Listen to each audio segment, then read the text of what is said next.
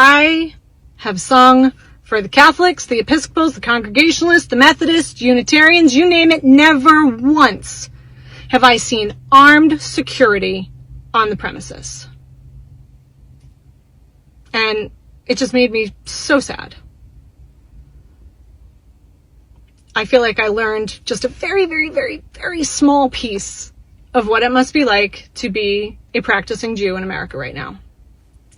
When Charlie Kirk was assassinated, I saw countless Jews, not just Israelis, Jews from across the entire planet, mourning, grieving, and weeping alongside their Christian brothers and sisters. Right? Charlie was not only a believer, but he was a man of the cloth, as they say. Like, he was a true evangelist. He was bold in proclaiming his faith in Yeshua, the Messiah, Jesus Christ. And I saw Jews right there with us, as if it were their own brother, because in their eyes, he was.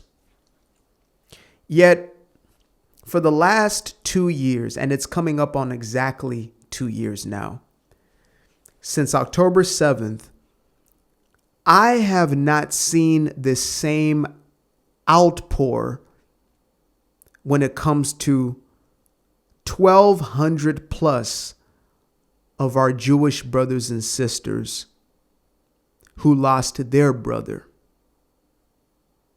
who lost their sister. Now, of course, there are many out there who stand boldly with the Jewish people, but I do want to address the church. I want to address those who proclaim to be Christians. Now, as I say this, I want to give a quick sort of precursor. I'm not alluding to the Cuckoo Candaces of the world and the Catarlsons. No, those people have disqualified themselves.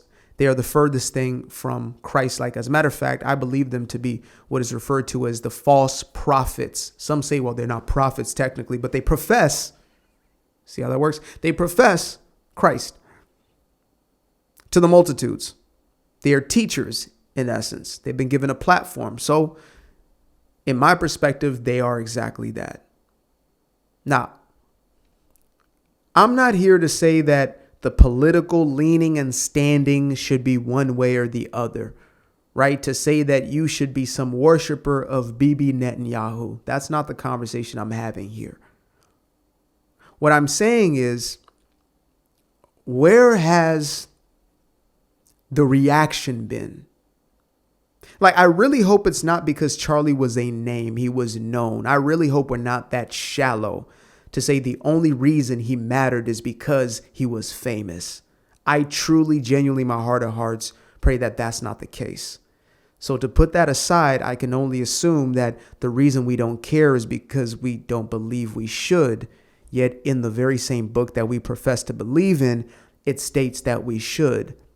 Now, yes, you've got your replacement theologies. Well, that's not real Israel. That's not the one that God is talking about. That's a fake one. Well, actually, that's the Bolsheviks and that's the Frankists and all these sort of nonsense conspiracies you got going on because of the people that you have been heeding. But I want to play this out as an example of the sort of, I believe, genuine awakening that should have and still be taking place within us all, and that our prayers should be directed towards our brothers and sisters in Israel, as opposed to what seems to be the exact opposite, which is ridicule, which is bashing, which is attacking, coming from proclaimed Christians. It's insane times we're living in. I had a real check your privilege moment today, and I wanted to share. I was hired to sing Rosh Hashanah services for the first time. Now, I've been to a synagogue before, but usually for like a wedding. So this was my first time actually experiencing the service, especially high holy days. And I was raised Catholic. So while all of the components of the liturgy were different, there were familiar rhythms, familiar themes. What was unfamiliar were the armed police officers in Kevlar stationed at every entrance to the building. That blew my mind. I have sung for the Catholics, the Episcopals, the Congregationalists, the Methodists, Unitarians, you name it. Never once have I seen armed security on the premises. And it just made me so sad. I feel like I learned just a very, very, very, very small piece of what it must be like to be a practicing Jew in America right now. You know, when I started speaking out, I never saw it as on behalf of. I just saw it as just telling the truth. Speaking out about Israel, the Jewish people, etc. Like I had maybe an expectation of the sort of backlash that I was going to get, but I wasn't really prepared for what it actually looked like. Right? As far as at the scale that it was, I didn't understand how massive that was. The first videos I put out was before the algorithm started algorithming, was probably 50%, negative people accusing me of being paid and Mossad and all this sort of nonsense. And if that was all that it was, like this thing only existed on the internet or whatever, then, okay, whatever. Trolls, blah, blah, blah. Groypers, sure. Who cares? But the fact is it doesn't. And the reason I feel called and compelled to speak to Christians is because, first and foremost, where do you get off buying into all this conspiracy nonsense? Where do you get off being an agent of confusion within yourself? Or being so involved in the slander and the drama? And I ask myself the same question. That's why I stopped going into conspiracy world. Where do you get off going in opposition of your Bible, where your Savior is evidently Jewish? Now you want to kick your conspiracy in and say, well, no, he's not, because they're not the Bolsheviks. Stop it. Stop it. You have some level of either scapegoating that you've been used to. You have a conspiratorial mind. That spirit of conspiracy is real, especially in this generation. A spirit of deception and deceit and lies and slander. Or you just have straight up hatred and you want a place to put it. These groypers, if you are a groyper, you are not a Christian. You're not. You profess it and you weaponize the faith. You use the faith in the way the, conspiracy Candaces of the world do. But you're not. You're not. Same way the Jamal Bryans of the world, they worship their black skin. They don't worship a true living God. They don't. Where do you get off not only just standing on the side? That would have been better, far better than what many of y'all are doing right now. Many of y'all are about to go right to the deepest pits of hell with them folks that you're standing in lockstep with when it comes to all of this nonsense. You are not only causing for greater divisiveness in a real sense of the word, a slander of the Jewish people.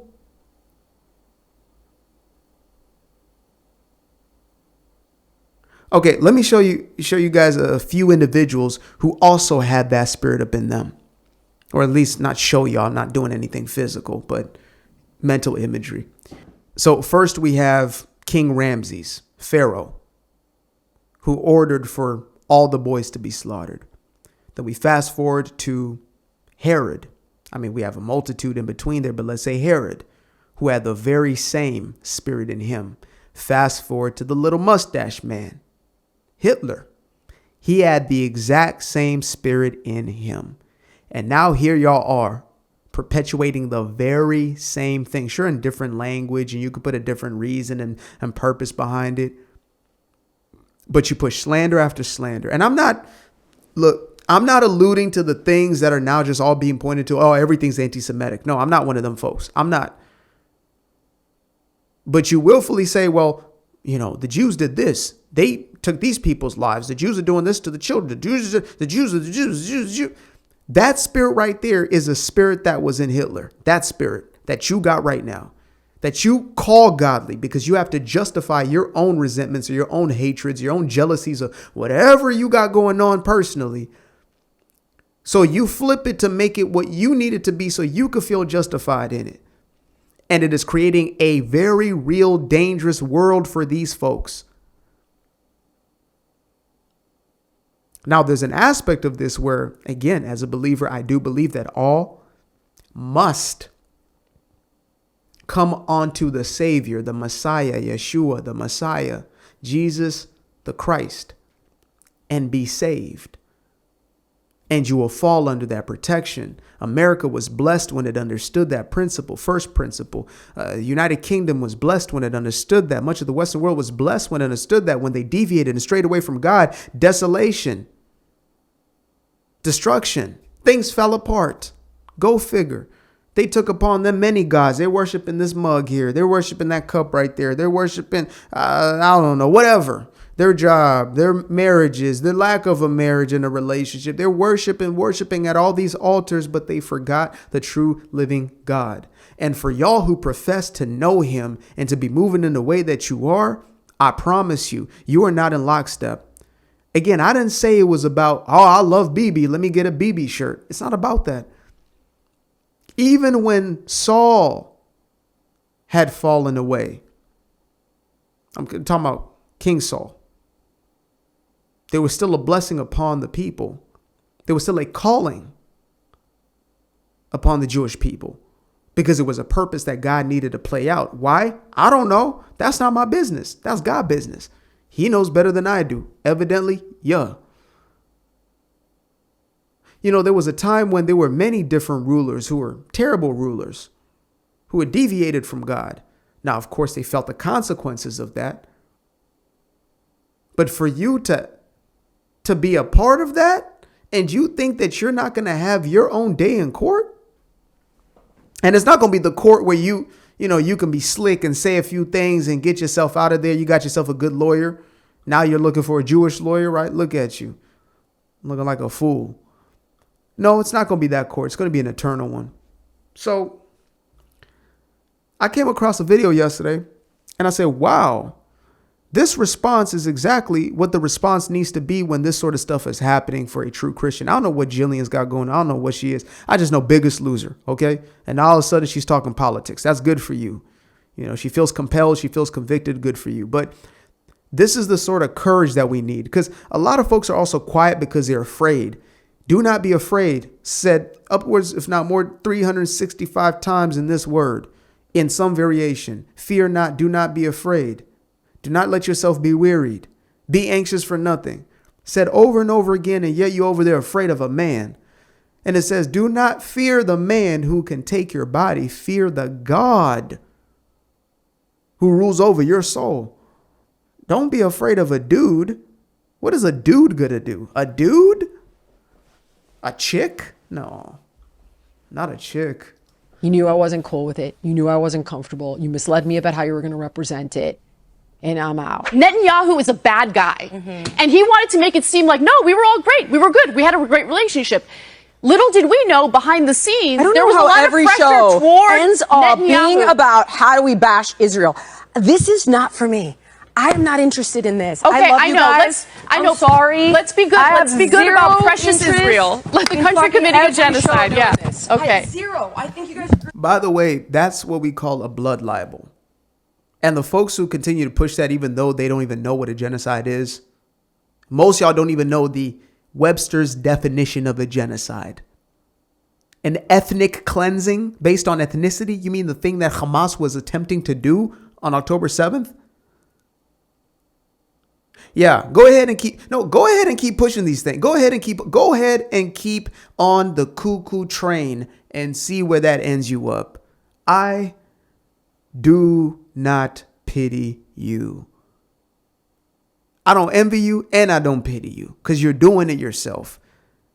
God is tugging at you. No, this ain't, chill out. Chill out. Now you trying to be a groiper? A frog? That's crazy. Fundamentally disagree with you about like every show doing this. I'm sorry. Cool. This is going to be a touchy thing that happened a couple days ago, right? I saw your thing, and I saw Anna's No, response. I'm happy to talk about that. And it her seems take. like I will freedom of happily speech discuss that with thing. you. Let's discuss that. So let me be very clear. I'm responsible for the content on that show. PBD was like, you are responsible. And so at this point, I was saying, guys, this has been covered a week ago. This is the first day of Rosh Hashanah. We're going to look like assholes doing this literally the day after they buried the man. There are plenty of things to focus on. The gun being disassembled, like what's weird about the text messages, this guy who was apparently at 9/11. Right. You want to focus on that. And they insisted on doing it. All of them insisted on doing it. And then when Lindy and Amy tried to make the case for it, I was appropriately stunned because I had completely contradictory conversations. And as mentioned, when Anna came out, because I said, I do not want another show that just bashes Israel. This is not the time. And she's like, no. That right there is likely the most important message. This is not the time.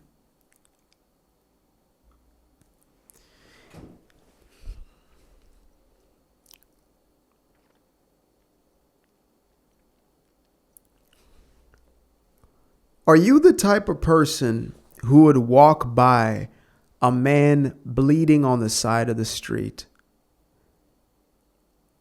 Would you either, option one, would you help the man? Option two, would you step over the man or pass right by him? Or option number three, would you kick the man? Spit on the man? See, a lot of y'all, every single one of y'all actually said, you said option one. You said, I would help. I am the good Samaritan. Okay, cool. So why is it when a people are down,